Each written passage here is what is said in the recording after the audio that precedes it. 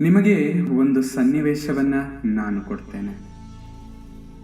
ದೇವರು ನಿಮ್ಮ ಬಳಿ ಬಂದು, ನೀನು ತುಂಬಾ ಒಳ್ಳೆಯ ಕೆಲಸವನ್ನ ಮಾಡಿದ್ಯಾ, ಹಾಗಾಗಿ ನಿನಗೆ ವರವನ್ನ ನಾನು ಕೊಡ್ತೇನೆ.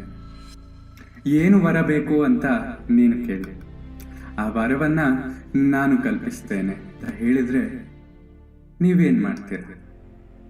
ಇದರ ಆಧಾರದ ಮೇಲೆ ಒಂದು ಕಥೆಯನ್ನ ನಿಮಗೋಸ್ಕರ ತಂದಿದ್ದೇನೆ.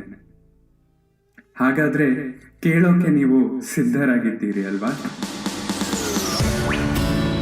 ಸುತ್ತಮುತ್ತಲಲ್ಲಿ ನಡೆಯುವಂಥ ಕಥೆಗಳನ್ನ ನೀತಿಭರಿತವಾಗಿ ಹೇಳುವ ಬಾನುಲಿ, ವ್ಯರ್ಥವಾಗದ ಅರ್ಥ, ಅದುವೇ ಅವಿಭಾಜಿತ ಪಾಡ್ಕಾಸ್ಟ್. ನಾನು ಸಂಕೇತ್ ಬೈ.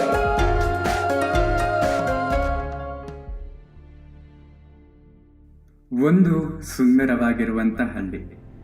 ಆ ಹಳ್ಳಿಯ ಹೆಸರು ರಾಮಹಳ್ಳಿ. ರಾಮಹಳ್ಳಿಯಲ್ಲಿ ಒಬ್ಬ ವ್ಯಕ್ತಿ, ಆ ವ್ಯಕ್ತಿಯ ಹೆಸರು ಗುಣಪಾಲ.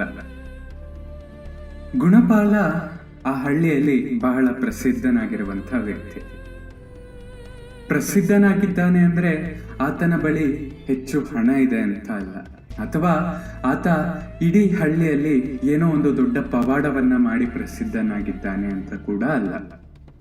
ಆತನ ಬಳಿ ಒಂದು ವಿಶೇಷ ಗುಣವಿತ್ತು. ಆ ಗುಣ ಏನಂದ್ರೆ, ಯಾರೇ ಬರಲಿ, ಏನೇ ಕೇಳಲಿ, ಆತ ಅವನಿಗೆ ತನ್ನ ಕೈಯಲ್ಲಾದಷ್ಟು ಸಹಾಯವನ್ನ ಮಾಡ್ತಾ ಇದ್ದ. ಅಷ್ಟೇ ಅಲ್ಲ, ಆತನ ಗುಣ ಎಷ್ಟು ಒಳ್ಳೆಯದಾಗಿತ್ತು ಅಂತ ಅಂದ್ರೆ, ಯಾರಿಗೆ ಕಷ್ಟವಿರಲಿ, ಯಾರ ನೋವನ್ನಾದ್ರೂ ಕೇಳಿದ್ರೆ ಸಾಕು, ಆತ ಸೀದಾ ಹೋಗಿ ಅವರಿಗೆ ಸಹಾಯವನ್ನ ಮಾಡ್ತಾ ಇದ್ದ. ಹಾಗಾಗಿ ಅವನಿಗೆ ಇಡೀ ಹಳ್ಳಿಯಲ್ಲಿ ಗುಣಪಾಲ ಗುಣಪಾಲ ಎಂದು ಕರೀತಾ ಇರ್ತಾರೆ.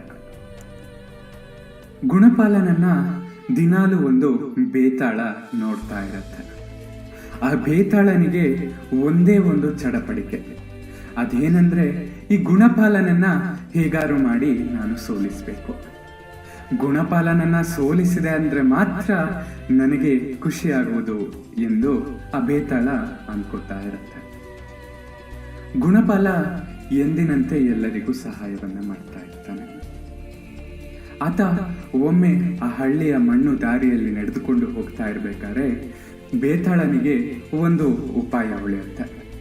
ಬೇತಾಳ ತನ್ನನ್ನು ದೇವರ ವೇಷದಲ್ಲಿ ಪರಿವರ್ತನೆಯನ್ನ ಮಾಡಿಕೊಂಡು ಗುಣಪಾಲನ ಎದುರು ಬಂದು ನಿಲ್ತಾನೆ. ಗುಣಪಾಲನಿಗೆ ಆಶ್ಚರ್ಯ ಆಗತ್ತೆ. ಏನಿದು, ಏನಿ ವಿಚಿತ್ರ, ಯಾರೋ ನನ್ನ ಮುಂದೆ ಇದ್ದಾರೆ, ನೋಡೋದಕ್ಕೆ ದೇವರ ರೀತಿಯೇ ಕಾಣಿಸ್ತಾ ಇದ್ದಾರಲ್ಲ ಅಂತ ಯೋಚನೆ ಮಾಡುವಾಗ ಬೇತಾಳ ಹೇಳುತ್ತೆ, ನಾನು ದೇವರು. ನೀನು ಮಾಡುವ ಒಳ್ಳೆ ಕಾರ್ಯಗಳನ್ನ ನಾನು ಕಂಡಿದ್ದೇನೆ. ಹಾಗಾಗಿ ನಿನಗೆ ಏನು ವರ ಬೇಕು, ಆ ವರವನ್ನ ನೀನು ಧಾರಾಳವಾಗಿ ಕೇಳು. ಅದೇನೇ ಆಗಲಿ, ನಾನು ನಿನಗೆ ಆ ವರವನ್ನ ನೀಡುತ್ತೇನೆ ಅಂತ ಹೇಳ್ತಾನೆ. ಬೇತಾಳ ಮಾರು ವೇಷದಲ್ಲಿದ್ದಾನೆ, ದೇವರ ವೇಷದಲ್ಲಿದ್ದಾನೆ ಎಂಬುದು ಗುಣಪಾಲನಿಗೆ ತಿಳಿದಿರುವುದಿಲ್ಲ. ಆದ್ರೂ ಕೂಡ ಗುಣಪಾಲ ಒಂದು ಮಾತನ್ನ ಹೇಳ್ತಾನೆ.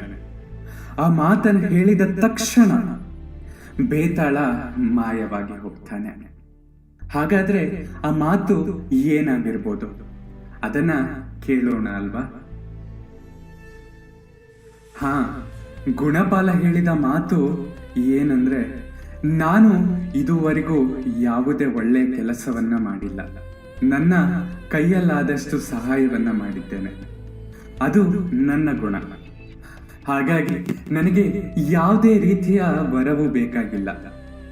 ನೀವು ನನಗೆ ಒಳ್ಳೆಯ ಕೆಲಸವನ್ನ ಮಾಡಿದ್ದೀರಿ, ಅಭಿನಂದಿಸಬೇಕು ಎಂದು ಹೇಳಿದ್ದಕ್ಕೆ ಧನ್ಯವಾದಗಳು.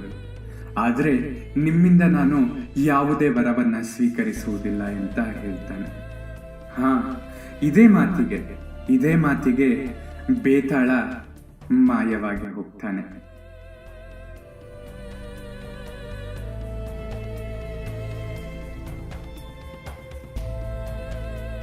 ಹೌದು ಸ್ನೇಹಿತರೆ, ನಾವು ಎಷ್ಟೇ ಒಳ್ಳೆ ಕೆಲಸವನ್ನ ಮಾಡಲಿ, ಸಣ್ಣ ಪುಟ್ಟ ಕೆಲಸವೇ ಆದ್ರೂ ಸರಿ, ಆದ್ರೆ ಯಾವತ್ತಿಗೂ ನಾವು ಅದನ್ನ ಜಂಬ ಪಡಬಾರದು. ಜಂಬವನ್ನ ಪಟ್ವಿ ಅಂದ್ರೆ ಬೇತಾಳ ನಮ್ಮ ಬೆನ್ನು ಹತ್ತೇ ಹತ್ತುತ್ತದೆ. ನಾವು ಜಂಬವನ್ನ ಪಡೆದೆ ನಮ್ಮ ಕೈಲಾದಷ್ಟು ಸಹಾಯವನ್ನ ಬೇರೆಯವರಿಗೆ ಮಾಡೋಣ.